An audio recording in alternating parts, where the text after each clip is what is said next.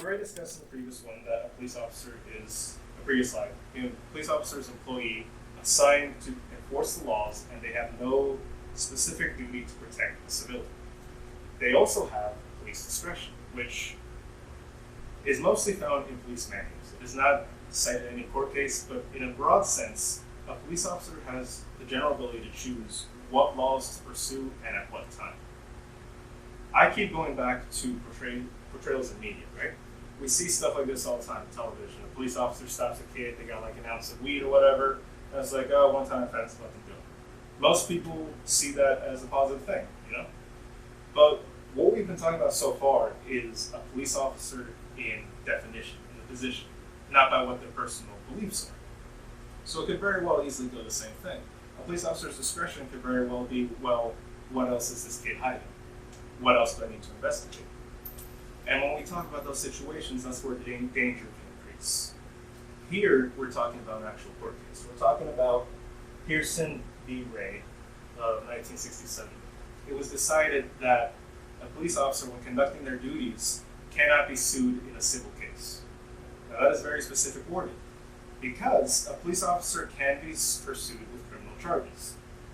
But as we've dictated previously, police, and in this case police departments, have a large swath over what they determine to be a crime they would pursue. We've seen many real-world examples of a police officer who maybe should have been sought after for criminal charges, and they weren't, because, well, who's going to charge them? So on the other end of that, we have, in our sphere, civil lawsuits. It's what we do when we get injured on a work site, or when somebody hits our car.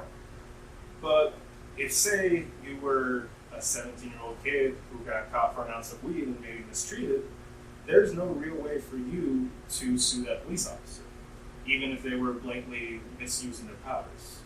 They were using their personal judgments, and they believed at that time you were guilty of a crime.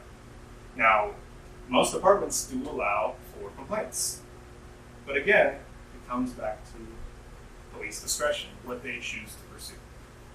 We're coming up to how we as CPR define a police officer, right? And for us, by the very general basis, and we are aware there's room for caveats, CPR defines a law enforcement officer as an individual employed by the government, state, federal, or local level to enforce laws, which laws and at what time are mostly up to an officer's judgment or interpretation of the law.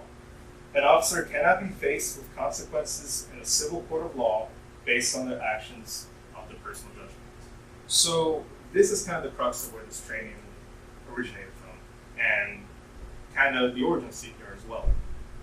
We have always been very keenly aware of interactions with undocumented people and immigrants with the police. It's always been a very tense, very specific situation.